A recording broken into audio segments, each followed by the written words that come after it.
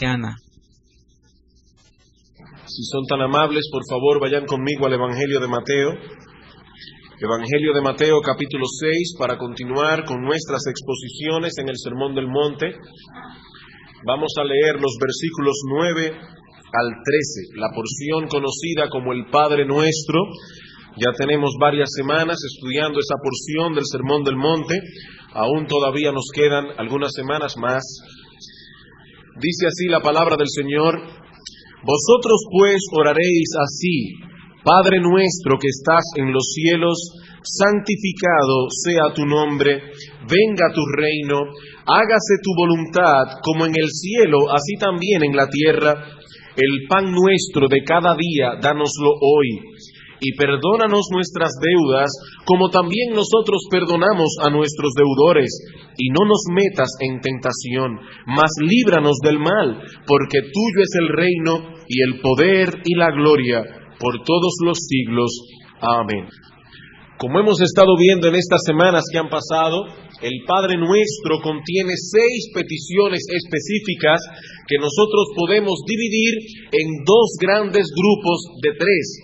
Las primeras 3 peticiones tienen que ver con Dios y su nombre, con Dios y su reino, con Dios y su voluntad. Al orar, dice Cristo, debemos poner nuestras prioridades en orden.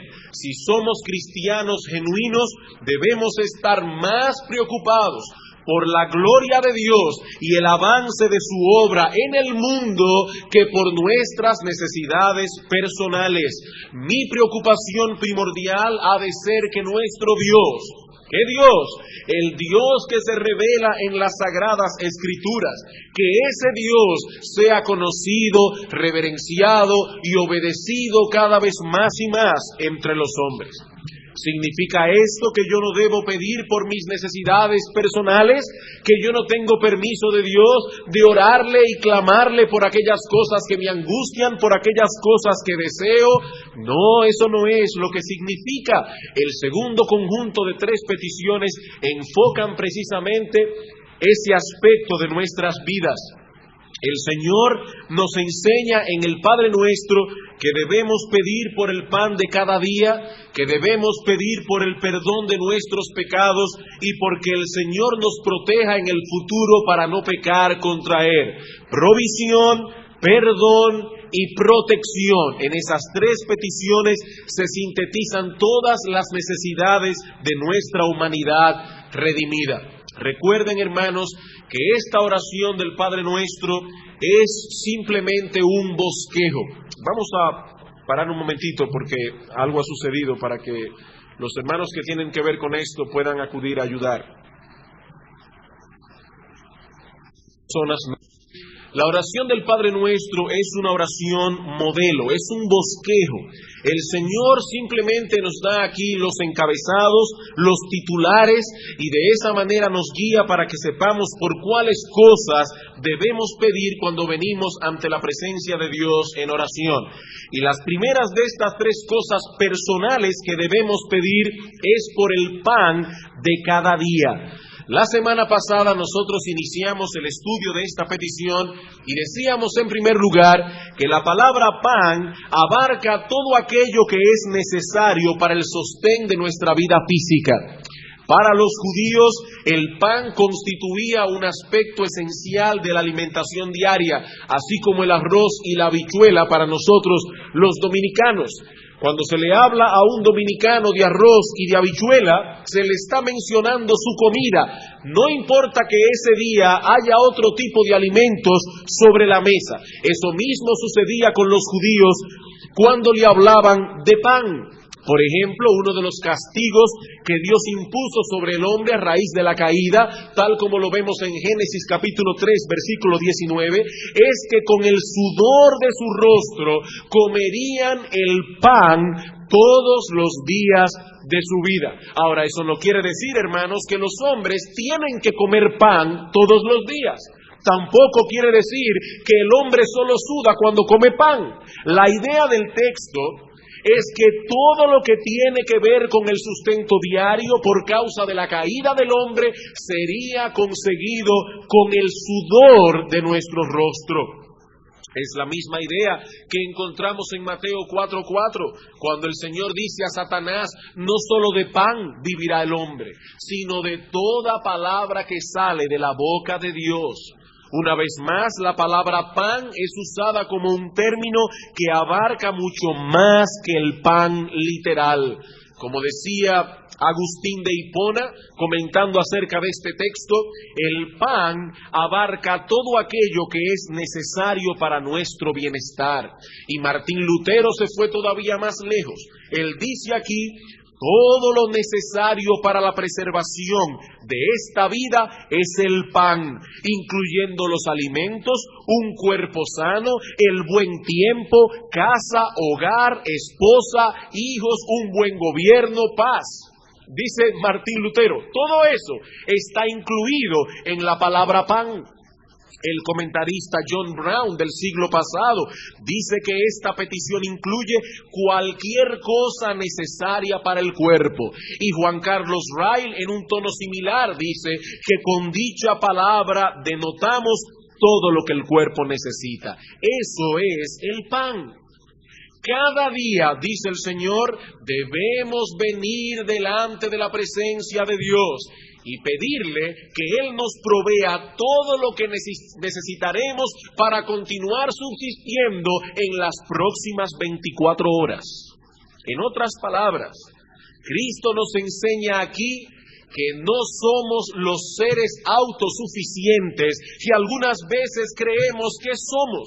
No podríamos seguir vivos un segundo más si no fuese porque Dios sostiene nuestra vida. En 1 Corintios 4:7, Pablo pregunta, ¿qué tú tienes que tú no hayas recibido? ¿Qué tú tienes que tú no hayas recibido? ¿Inteligencia? ¿Capacidad? ¿Padres ricos? ¿Un trabajo bueno? ¿Una labor remunerativa?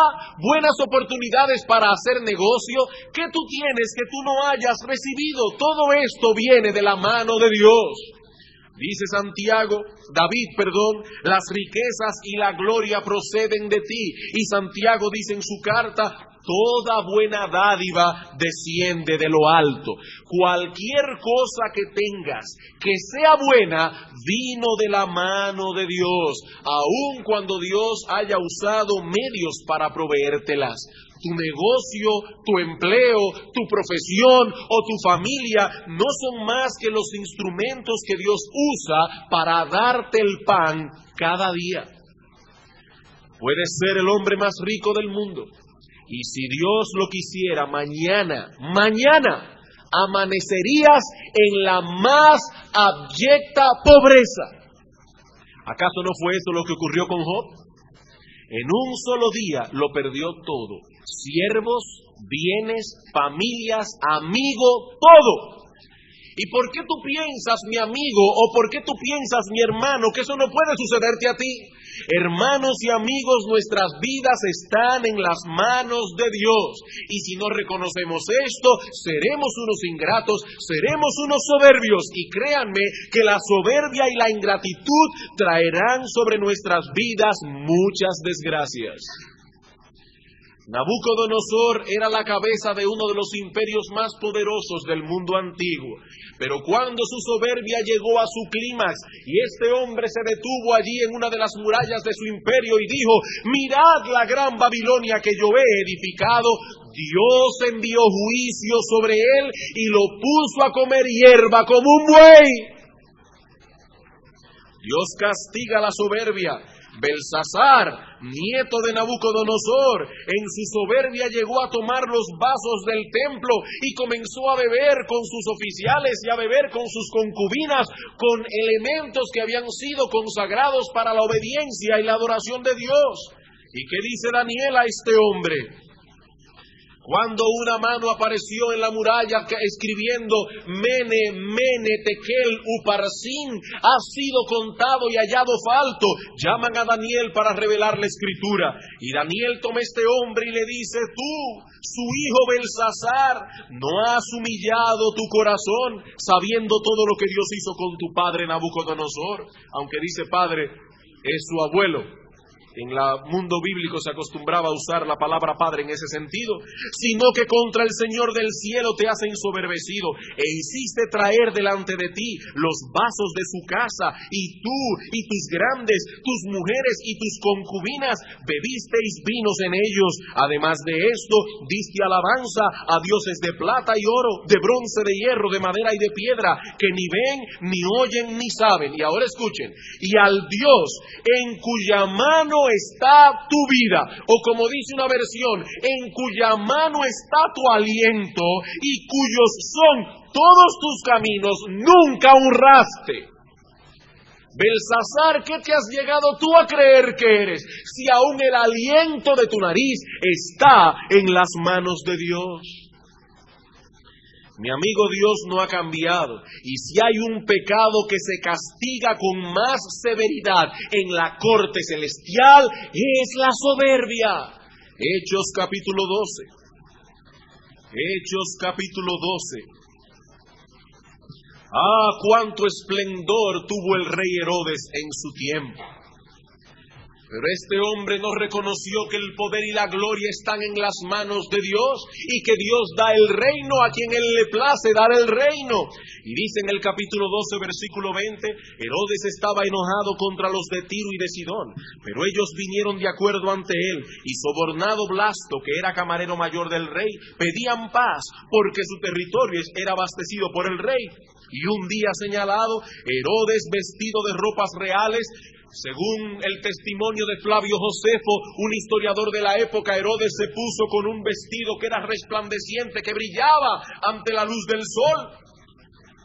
Se sentó en el tribunal y les arengó, y el pueblo aclamaba gritando: voz de Dios y no de hombre, eres un Dios, Herodes. Al instante, un ángel del Señor le hirió por cuanto no dio la gloria a Dios, y expiró comido de gusanos. Expiró comido de gusanos. La soberbia fue la ruina de Nabucodonosor, fue la ruina de Belsasar, fue la ruina de Herodes, fue la ruina, hermanos, y seguirá siendo la ruina de todos los hombres que no reconocen a Dios como el único Dios. ¿Qué dice el texto? No dieron gloria a Dios. Qué bueno es leer la historia desde un punto de vista bíblico. Flavio Josefo puede contar lo que ocurrió. Lucas, inspirado por el Espíritu Santo, puede decirnos por qué ocurrió. No dieron gloria a Dios. Y saben una cosa, hermanos y amigos, tan soberbio es aquel que se alaba a sí mismo por todo lo que tiene, como aquel que reconoce a Dios como el dador, pero cree que todo lo que Dios le da es porque Él se lo merece. Tan soberbio es aquel que piensa que todo lo que tiene lo consiguió Él, como aquel otro que dice: no, yo sé que es Dios que lo da, pero Dios me lo da porque yo me lo merezco. No piden el pan cada día, ni dan gracias por lo que tienen, porque a la larga todo lo que Dios le da, ellos se lo merecían. Es como si Dios les estuviese pagando una deuda. Y cuando ese es el pensamiento que permea nuestro corazón, no solo no damos gloria a Dios, sino que mantenemos una actitud constante de queja por todo aquello que no tenemos. ¿Saben por qué? Porque el que cree que merece algo, generalmente piensa que merece lo mejor. El que cree que merece algo, generalmente piensa que merece lo mejor, por eso nunca se sacia. Nunca se sacia. Hermanos, nosotros merecemos por nuestros pecados morir de hambre, o que Dios nos dé barro a comer todos los días de nuestra vida. Pero el Dios del cielo es bueno y perdonador, y por eso pone pan en nuestra mesa, aunque no lo merezcamos. De Él, por Él y para Él son todas las cosas, dice Pablo. A Él sea gloria por los siglos. Amén. En la mañana de hoy nosotros continuaremos enfocando esta petición del Padre Nuestro, extrayendo algunas aplicaciones prácticas que podemos derivar de esa petición. Ya vimos, en primer lugar, el significado de la petición, luego vimos el lugar que ocupa la petición en esta oración modelo. Veamos ahora, en tercer lugar, las aplicaciones prácticas que se derivan de ella. ¿Qué lecciones prácticas Aprendemos del hecho de que el Señor nos haya enseñado aquí de manera expresa que debemos pedir por el pan de cada día. Bueno, primera lección práctica que aprendemos. Aprendemos que nuestro Dios cuida de nosotros en lo que respecta a nuestras necesidades temporales. Aprendemos que Dios cuida de nosotros en lo que respecta a nuestras necesidades temporales. Como decíamos en el sermón pasado, el Señor no nos movería a pedir algo que nuestro Dios no estuviese dispuesto a dar. Podemos pedir por el pan de cada día porque el Dios que nos creó sabe que tenemos necesidad de alimento y su corazón generoso está inclinado a concedérnoslo. ¿Qué dice Cristo? Mirad las aves del cielo, dice el Señor. No siembran, no ciegan, no recogen en graneros, no tienen cuentas en banco, no tienen cuentas en Miami y nuestro Dios las alimenta. ¿No valéis vosotros mucho más que ellas, dice Cristo? Dios alimenta a las aves del campo. No alimentará con más esmero al hombre que Él creó a su imagen y sobre todo a aquellos a quienes Cristo redimió con su sangre. En el Salmo 147:9 dice el salmista que Dios da a la bestia su mantenimiento y a los hijos de los cuervos que claman. Dios cuida de las bestias y aún cuida a los hijos de los cuervos. ¿No deberíamos suponer que Él cuida con más esmero a sus propios hijos? ¿Qué pensaría usted de un hombre que a su perro lo alimenta con filete y a los hijos le daba sofia y solo de vez en cuando? ¿Qué piensa usted de ese hombre? Bueno, yo pensaría que es un hombre cruel y que es un hombre insensato. Ahora, hermanos, ¿cómo podemos sospechar siquiera que nuestro Dios es así? Él alimenta a los hijos de los cuervos, va a poner a sufrir a los hijos que Él redimió, aunque tenga con qué suplirles. No, hermanos, nuestro Dios no es así. Hay algunas personas que parecen pensar que Dios solo se ocupa del alma. Dios solo suple las necesidades espirituales, perdón de pecados, la gracia para vencer la tentación, pero que en realidad Dios no tiene mucho que ver con las necesidades temporales. Dios no tiene mucho que ver con las necesidades del cuerpo. Pero esa forma de pensar no se compadece con nuestra fe. Si fuésemos discípulos de Platón, tendríamos derecho a pensar así. Platón creía que el alma era buena, el cuerpo era malo, y por lo tanto lo único que realmente importaba era que cuidáramos el alma, aunque descuidáramos el cuerpo. Pero la Biblia enseña otra cosa. Dios creó el cuerpo, lo mismo que creó el alma. Ambas cosas están en las manos de Dios. Ambas fueron redimidas por la sangre de Cristo. ¿Qué dice el apóstol Pablo en 1 Corintios 6:20? Porque habéis sido comprados por precio. Glorificad pues a Dios, no solo en vuestro espíritu, sino también en vuestro cuerpo, los cuales son de Dios. El cuerpo y el espíritu. Hermanos, el cuerpo es de Dios, el alma es de Dios, y Él se ocupa de ambas, porque Dios no es un descuidado. Dios no es como aquellos de quienes hablaba el pastor Eduardo este domingo y el domingo pasado, que a la hora de buscar una cosa no sabe dónde la dejó. Dios cuida sus posesiones. Él compró tu cuerpo, hermano, lo mismo que compró tu alma, y el precio que Dios pagó por ellas fue la sangre de Cristo. Pero hay algo más. Ese Dios quiere que nosotros le sirvamos con nuestros cuerpos. El cuerpo es el instrumento con el cual servimos a Dios. Si Él espera un servicio de nuestro cuerpo, debemos creer también que Él ha de proveer lo que ese cuerpo necesita para estar en condición de dar lo que se le pide. Nuestro buen Dios no es como Faraón, que demandaba a los hijos de Israel que hicieran la misma cantidad de ladrillos y sin embargo no le proveía la paja. No. El mismo Dios que envió a su Hijo para concedernos el perdón y la vida eterna, ese mismo Dios también está interesado por poner pan cada día en nuestra mesa. podemos estar seguros de que si Dios nos dio lo más grande, a su Hijo Jesucristo, ¿cómo no nos dará también con Él todas las cosas? ¿No es eso lo que dice el apóstol Pablo en Romanos?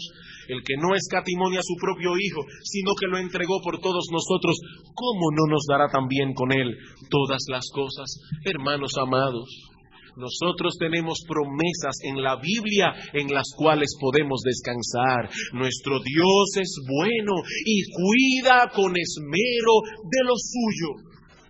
No solo de sus necesidades espirituales, sino también de sus necesidades materiales. Por eso podemos con confianza pedirle pan, porque Él es un Padre rico y generoso. En segundo lugar, aprendemos de esta petición que debido a nuestra naturaleza dependiente y a que Dios es nuestro Dios, debemos acudir cada día al trono de la gracia para pedir a Dios que supla nuestras necesidades. Debido a nuestra naturaleza dependiente y a que Dios es nuestro Dios, debemos acudir cada día al trono de la gracia y pedir a Dios que Él supla nuestras necesidades. La cuarta petición del Padre Nuestro presupone al menos dos cosas. En primer lugar, presupone que el creyente orará a Dios todos los días. Y en segundo lugar, presupone que debe hacerlo al comenzar el día.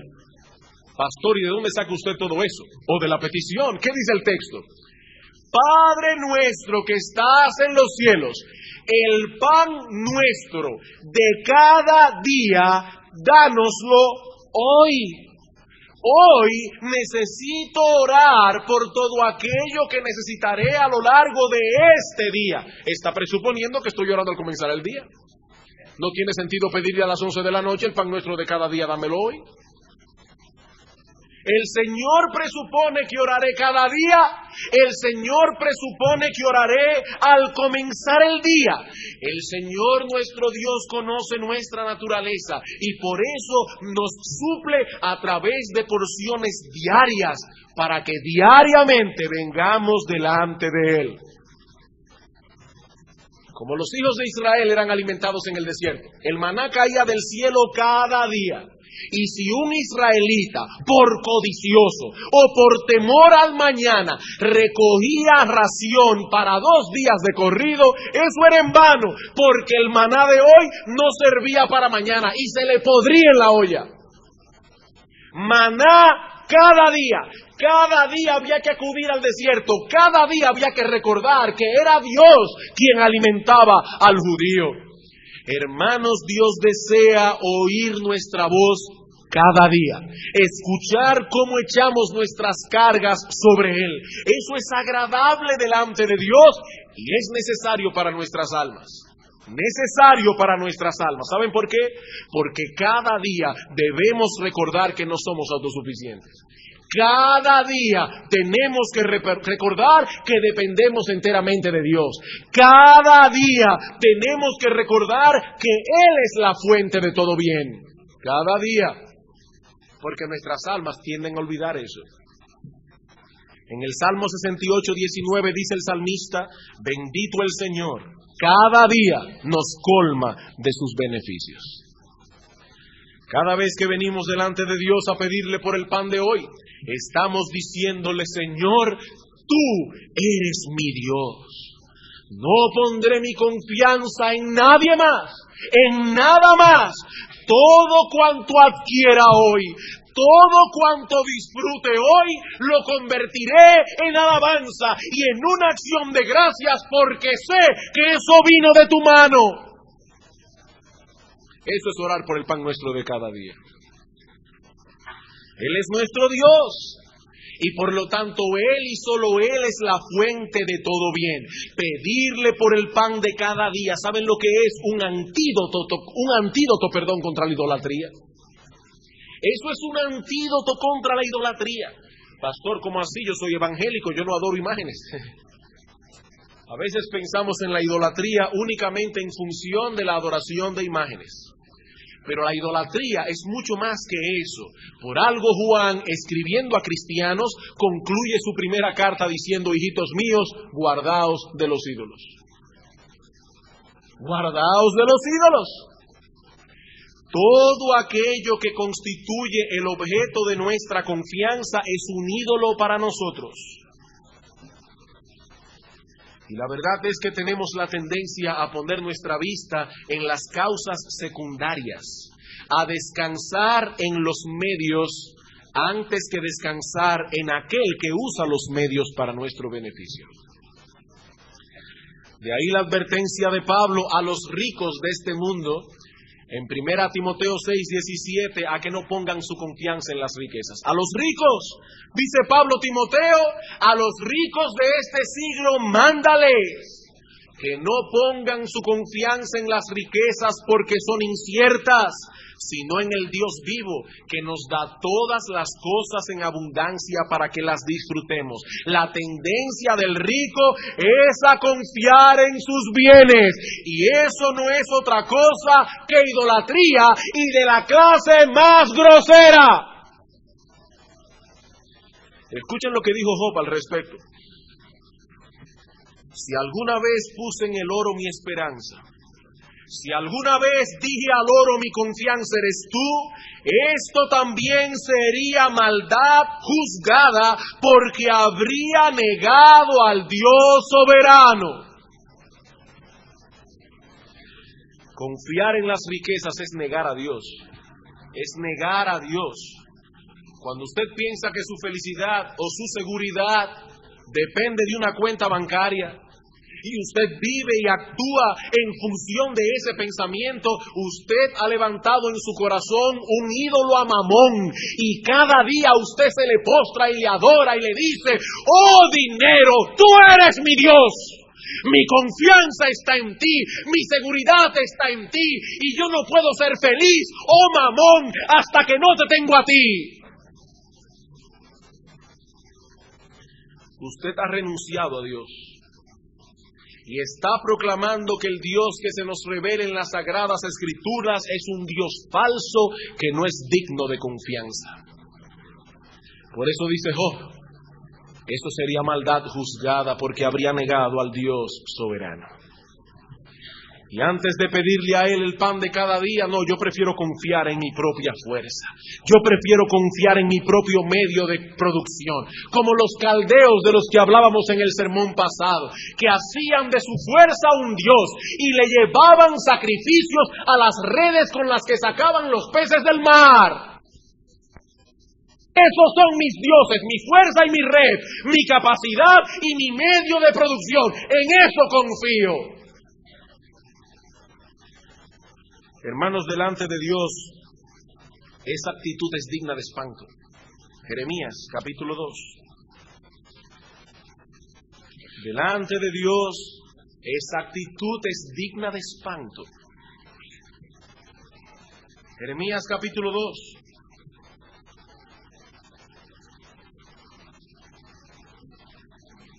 Versículos 12 y 13. Oigan las palabras que usa Dios aquí. Espantaos, cielos, sobre esto y horrorizaos. Desolaos en gran manera, dijo Jehová. Cualquiera pensaría que por lo menos mataron a alguien.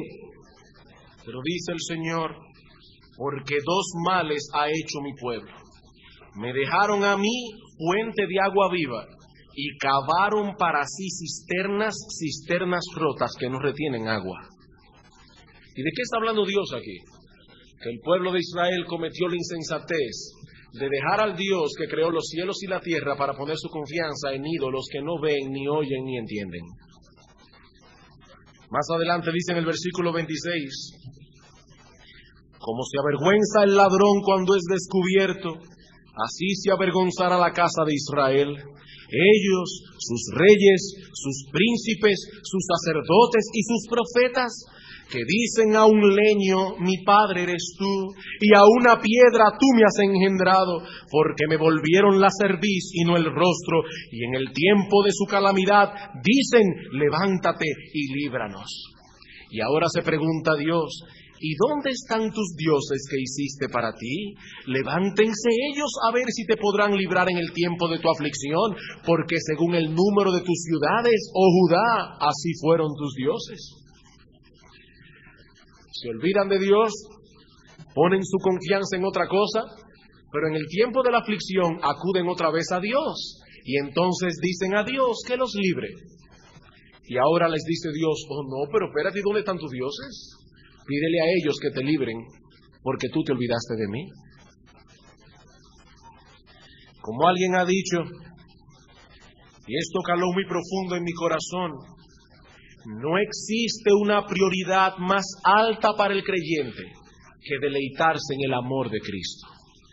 Hermanos, continuamente nosotros tenemos que meditar en el amor de Cristo para con nosotros, y eso debe ser una prioridad alta, primaria en nuestra vida. ¿Qué le pasó a Asaf? Que por un lado se olvidó del amor de Dios, comenzó a ver la prosperidad de los impíos y dijo, pero ¿para qué yo soy creyente? ¿Vale la pena ser justo? Dice este mismo autor, tan pronto se olvidó del amor de Dios, Asaf estaba en peligro de ser un amargado, un cínico y aún de envidiar a los impíos. Se olvidó que Dios era la fuente de todo bien. ¿Y en qué se convirtió? En un amargado, en un cínico, y comenzó a envidiar a los impíos. Hermanos, no hay otro Dios fuera de aquel que creó los cielos y la tierra. Ese Dios que se nos revela en su palabra y que envió a su Hijo Jesucristo a morir por nuestros pecados. Y si Él es nuestro Dios, debemos entonces reconocer cuán débiles somos, cuánto dependemos de Él y venir diariamente ante su presencia clamando por todo aquello que necesitamos para seguir existiendo en este mundo. Hermanos, yo me pregunto, ¿qué es lo que nosotros creemos que somos? ¿Qué es lo que nosotros hemos llegado a pensar de nosotros mismos? Que nos atrevemos incluso a comenzar el día sin buscar el rostro de Dios. ¿De dónde esperamos obtener el pan o el vestido o la capacidad que necesitaremos para llevar a cabo todas las tareas de ese día? ¿De dónde sacaremos la fuerza? ¿O de dónde, hermanos, obtendremos la fuerza que necesitamos para luchar contra las seducciones de este mundo o para ser pacientes en medio de las aflicciones que podrían venir sobre tu vida en ese mismo día? Hermanos, ¿qué es lo que nosotros creemos que somos? Que somos capaces de comenzar el día sin buscar el rostro de Dios. Hermano, ¿quién te dice a ti? ¿Quién te dice a ti que mañana lunes, cuando te levantes por la mañana, no te va a pasar lo que le pasó a Job? ¿Quién te lo asegura? ¿Quién te asegura a ti que mañana tus hijos morirán? ¿Quién te dice a ti que mañana perderás todo lo que tienes? ¿Quién te lo asegura?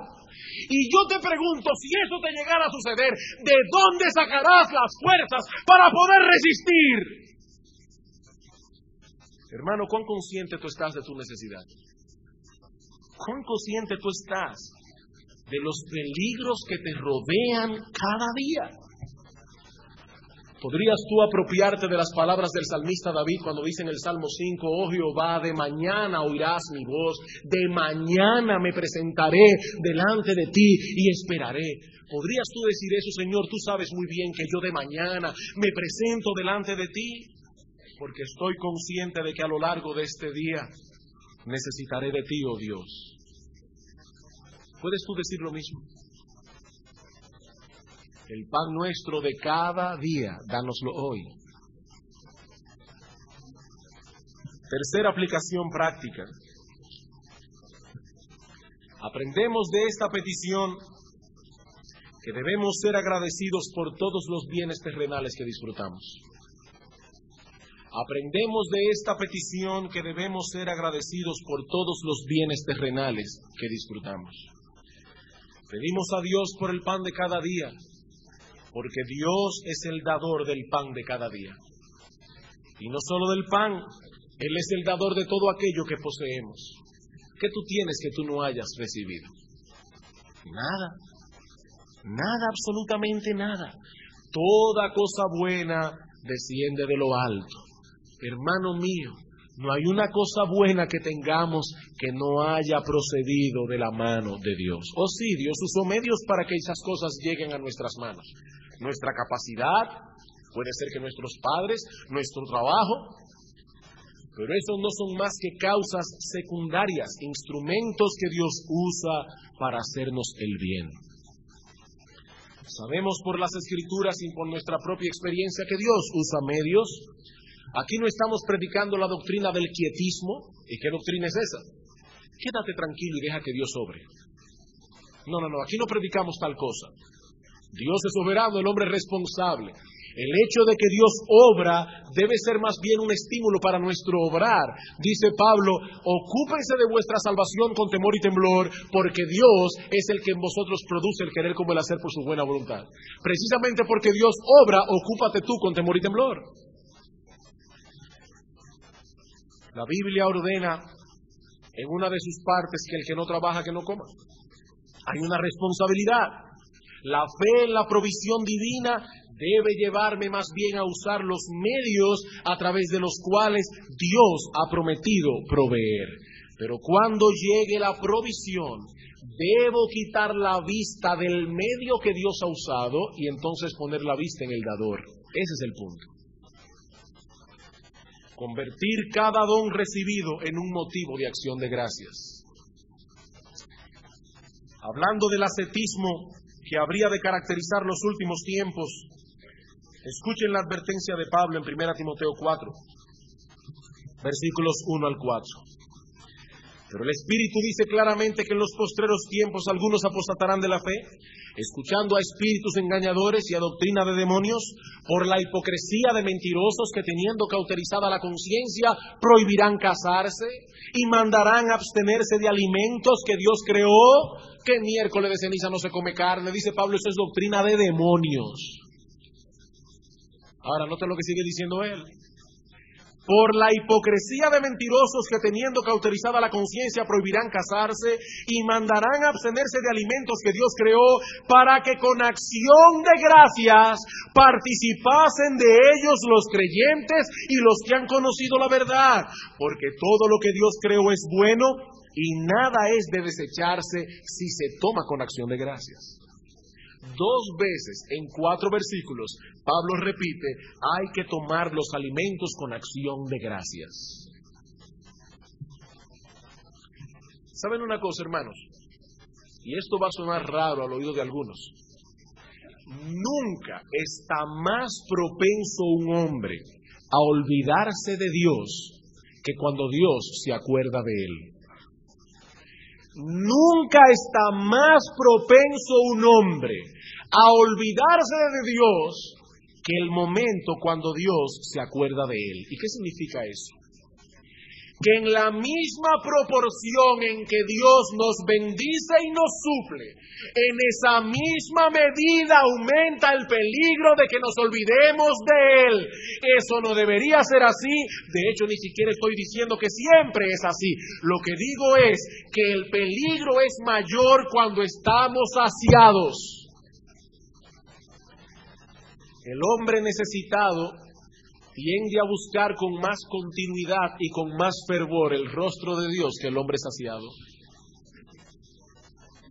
En Oseas 13:6 dice Dios acerca de su pueblo, en sus pastos se saciaron y repletos se ensoberbeció su corazón y por esta causa se olvidaron de mí. Dios los bendijo. Dios se acordó de ellos, Dios les dio abundancia. ¿Qué hicieron ellos? Se olvidaron de Dios. Se olvidaron de Dios. ¿Por qué piensas, hermano, que tú no eres así?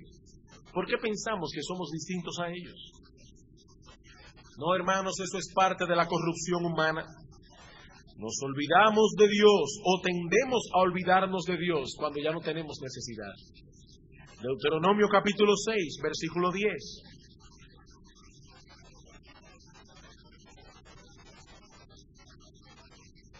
Deuteronomio capítulo 6, versículos 10 al 12.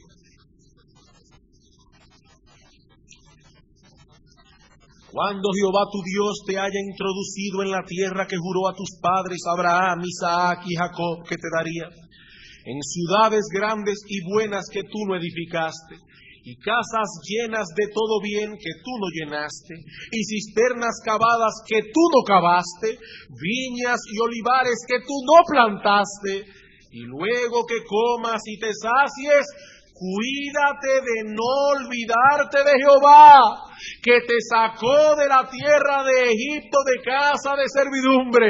Cuídate de olvidarte de Dios cuando estés saciado.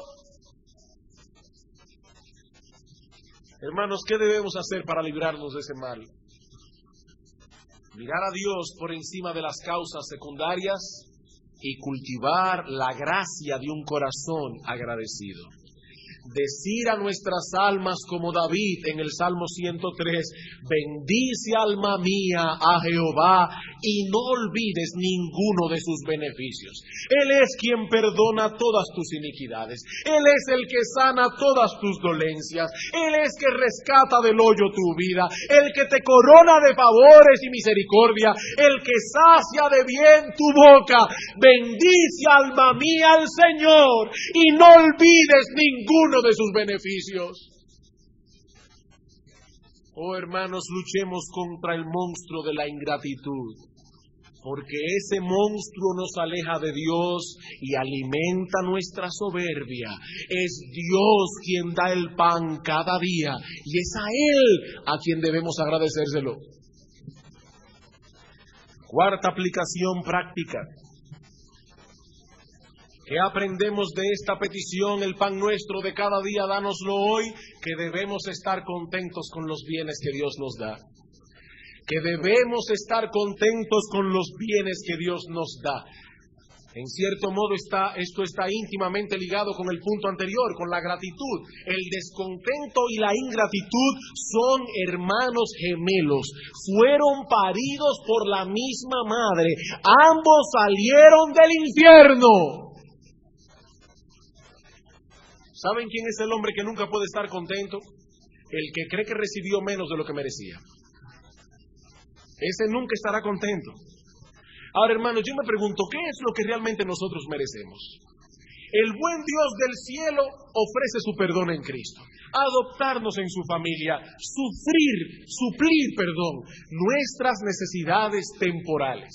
¿Y a quién le ofrece Dios cosas tan maravillosas? A un grupo de hombres y mujeres que habían sido sus enemigos y que lo único que merecían eran las llamas del infierno. En Colosenses capítulo 1, versículo 21 dice Pablo, y a vosotros también, hablando a los cristianos, que erais en otro tiempo extraños y enemigos en vuestra mente, haciendo malas obras, ahora os ha reconciliado. Oh no, pastor, yo nunca he sido enemigo de Dios. Pablo dice que sí. Pablo dice que sí. Tal vez tú no lo decías con tu boca, pero en tu mente rehusabas someterte a la voluntad de Dios. Rehusabas vivir para su gloria.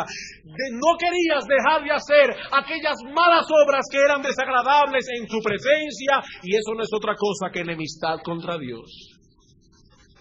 Todos los que ahora somos creyentes fuimos una vez enemigos de Dios. De hecho, si usted piensa que usted nunca ha sido enemigo de Dios, usted no es un cristiano.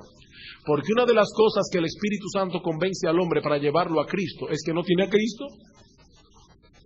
Si usted cree que usted nunca ha sido enemigo de Dios, usted no es creyente. Porque una de las cosas que el Espíritu Santo convence al hombre es de pecado, de justicia y de juicio. No, yo era un enemigo de Dios. Hasta que Dios tuvo misericordia de mí, me trajo a reconciliación. Hermanos, no deberíamos estar contentos con lo que Él nos ha dado. Cuando uno no merece nada, todo lo que se le da se recibe con alegría. ¿O es que acaso en el fondo de su corazón usted piensa que merece algo más que pan? Porque quizás ahí es que está el problema. Dios ha prometido pedir o suplir el pan de cada día. No dijo que pidieran por caviar, no dijo que pidieran filete, dijo pidan pan. La promesa incluye única y exclusivamente aquello que es necesario. Dios no ha prometido proveer cosas superfluas y por lo tanto no tenemos garantía para pedirlas. Si Dios las da, porque Él es tan bueno y generoso que a veces da mucho más abundantemente de lo que pedimos o entendemos, bueno, en ese caso, hermano, dale gracias al Señor. Y ten el cuidado de usar esas cosas extras que el Señor te ha dado únicamente para su gloria, pero no tenemos garantía suficiente para pedir esas cosas. Pablo dice, teniendo sustento y abrigo, estad contentos con eso, lo necesario. Y si tienes lo necesario, debes estar contento. En Hebreos 13:5 dice el apóstol que escribió la carta a los Hebreos, que sea vuestra costumbre sin avaricia, contentos con lo que tenéis ahora. Ahora.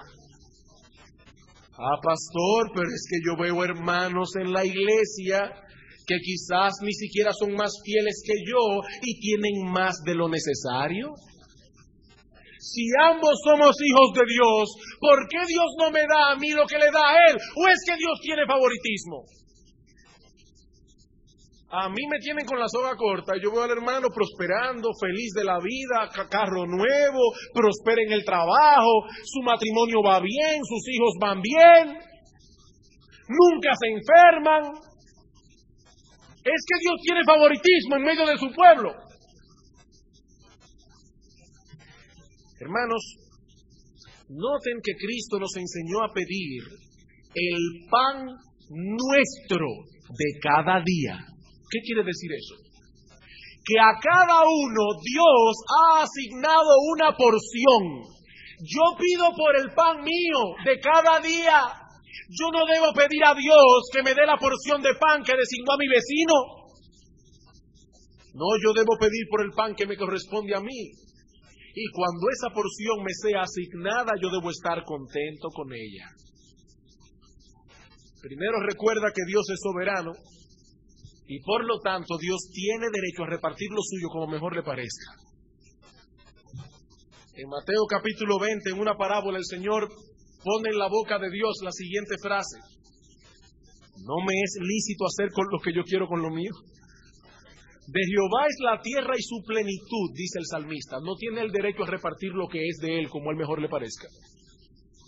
Él es soberano. Pero hay algo más. Ninguna de sus criaturas merece nada, o lo que es mayor aún, merece castigo. Y por lo tanto, ninguna tiene derecho a replicar. Vamos a suponer que yo tengo aquí a 2 presos en la cárcel que merecen cadena perpetua por crimen que ambos cometieron. Y el juez decide graciosamente, o sea, por gracia, librar a uno y al otro dejarlo preso. Ese que quedó preso no tiene nada que replicar porque él está ahí porque se lo merece. Cuando Dios reparte sus dones, yo no tengo nada que replicar. Yo no tengo nada que replicar porque lo único que yo merezco es el infierno. Pero todavía hay algo más. Dios en su sabiduría conoce cuál es la mejor porción para ti. Él sabe lo que tú puedes y lo que no puedes sobrellevar. Y Él nunca te dará, escucha bien, nunca te dará ningún bien ni ningún mal que tú no puedas manejar. Dios nunca te dará ningún bien, tampoco ningún mal que sea superior a tu capacidad de manejarlo. Y lo cierto es que muy pocas personas saben manejar la prosperidad. Muy pocas personas saben manejar la abundancia. Para muchos es un lazo que los lleva cautivos al pozo de la apatía y de la infidelidad. Por eso dijo Cristo, más fácilmente entrará un camello por el ojo de una aguja que un rico al reino de los cielos. Porque la abundancia muchas veces es la perdición del hombre. ¿Y cuántos hermanos aquí no eran más fieles cuando eran más pobres?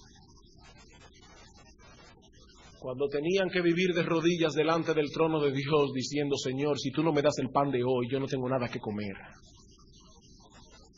Pero comenzaron a prosperar y ahora parecen ejecutivos. Lo menos que parece son cristianos.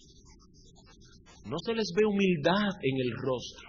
Cuando llegan a los sitios se les siente un aire de superioridad. Han prosperado, se han olvidado de Dios.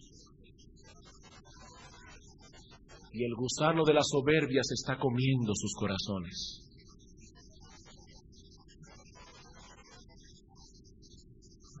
Hermanos, es el pastor el que debe escoger los pastos, no la oveja.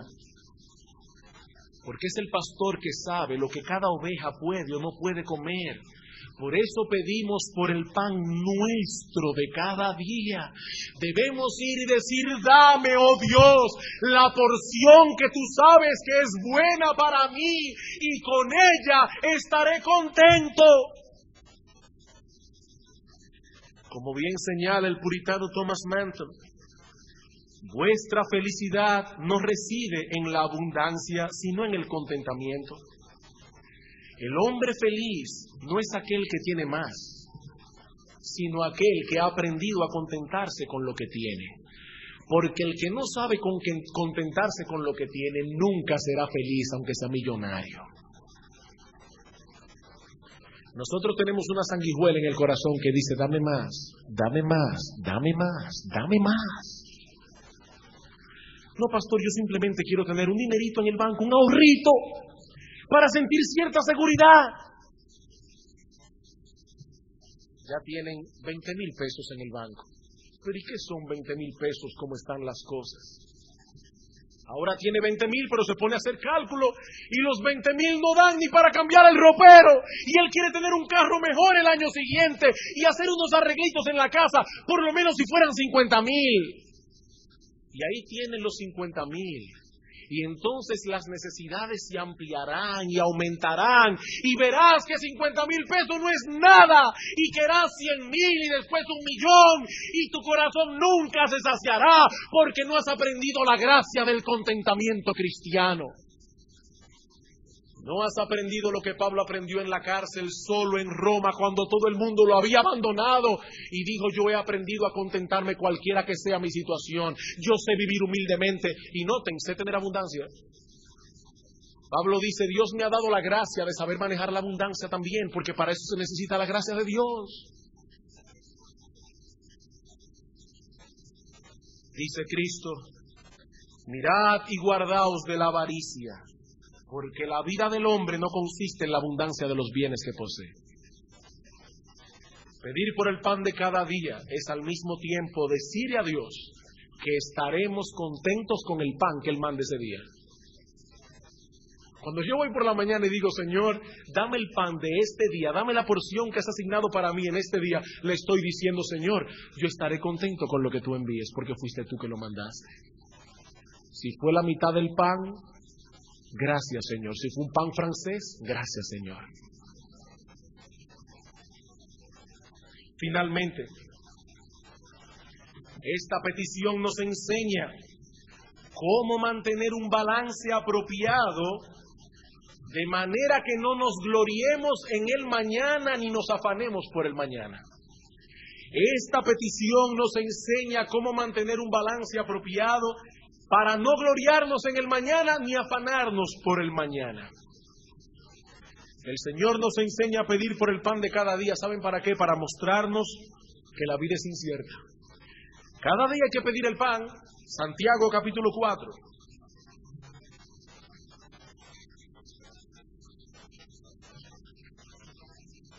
Te levantas hoy y no sabes de dónde saldrá el pan. Hay que pedirlo a Dios. Ah, pastor, es que es difícil para mí. Yo tengo un neverón en mi casa llena de todo. De todo, carne, arroz, todo lo que yo necesito. ¿Y quién te dice a ti, mi amigo, que en una hora no te vas a sentir terriblemente mal y los médicos te dirán que no puedes comer ni una papa y que tienes que pasarte 5 días a suero puro? No, hermanos, Nuestra vida está en las manos de Dios. En las manos de Dios. Dice Santiago en el versículo 13, vamos ahora, los que decís, hoy, mañana iremos a tal ciudad y estaremos allá un año y traficaremos y ganaremos.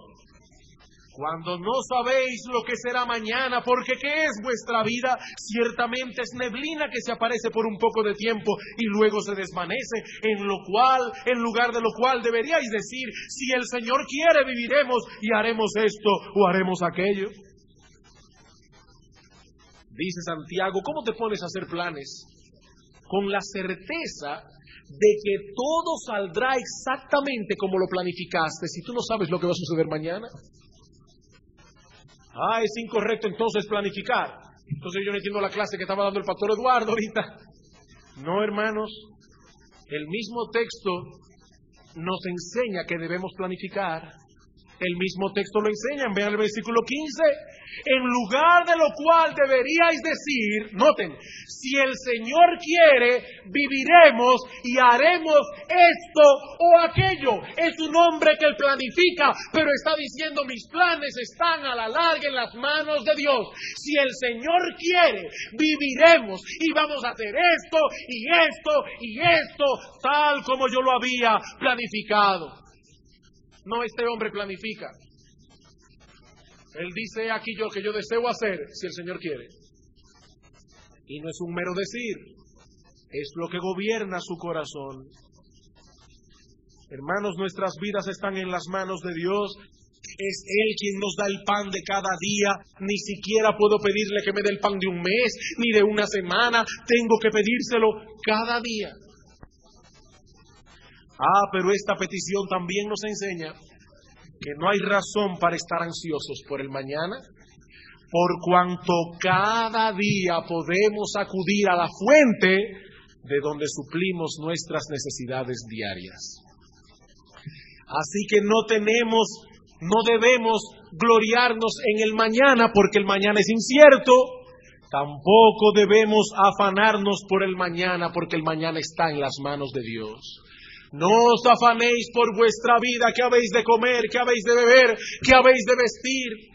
¿No es la vida más que el alimento y el cuerpo más que el vestido? Mirad las aves del cielo que no siembran, ni ciegan, ni recogen en graneros, y vuestra Padre Celestial las alimenta. ¿No valéis vosotros mucho más que ellas? Y por el vestido, ¿por qué os afanáis? Mirad los lirios del campo, que ni aun Salomón con toda su gloria se vistió como uno de ellos. No, dice Cristo, vuestro Padre Celestial sabe que tenéis necesidad de todas esas cosas. Por lo tanto, buscad primeramente el reino de Dios y su justicia, y todas esas cosas vendrán por añadidura. No os afanéis por el día de mañana, basta a cada día su propio afán. No me glorío en el mañana, no me afano por el mañana. Mi Padre que está en los cielos ha prometido suplirme cada día. Como dice un himno, un día a la vez. Un día a la vez. ¿Cómo vamos a vivir la vida? Un día a la vez. Quisiera concluir en esta mañana dirigiendo unas brevísimas palabras a las personas que nos visitan hoy. Mi amigo, Dios ha prometido suplir el pan para el cuidado de nuestros cuerpos. Pero no debemos olvidar que las necesidades del cuerpo, son temporales. Algún día ya no necesitaremos nada más en el orden físico. Pero las necesidades del alma son eternas. Y Dios también ha suplido lo que el alma necesita. ¿Qué dijo Cristo en Juan 6? Yo soy el pan de vida. El que a mí viene nunca tendrá hambre, y el que en mí cree no tendrá sed jamás. Si hemos de pedir a Dios el pan que nuestro cuerpo necesita, oh amigo y aún hermanos en Cristo que están aquí, cuánto más no deberíamos clamar por el único pan que puede saciar el alma.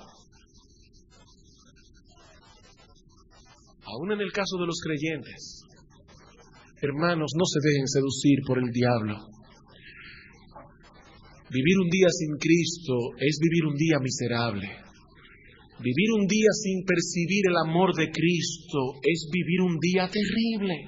No importa que ese día los negocios te vayan bien. No importa que ese día todas las cosas te salgan como planificaste. Cristo es la vida de nuestra alma. Y de Él se puede decir, como dice la Sulamita, en Cantar de los Cantares, y no es que yo creo que ese libro se aplica a la iglesia y a Cristo, no, yo creo que es el amor de un esposo por la esposa, pero ¿acaso no somos realmente la esposa de Cristo? ¿Y qué dice la Sulamita? Oh mi amado, mejores son tus amores que el vino. Y si una mujer puede decirle eso a un hombre, a un ser humano mortal, ¿cuánto más no debería decir Dios, el creyente a Dios? Oh Señor, tus amores son para mí mejores que el vino. ¿Con qué puedo yo saciar el hambre de mi alma si yo no te tengo cerca de ti? Sí debemos pedir por el pan del cuerpo. Oh hermanos, pero ¿cuánto más deberíamos pedir el pan del alma? Cristo es el pan vivo que descendió del cielo para que todo aquel que en Él cree tenga vida eterna.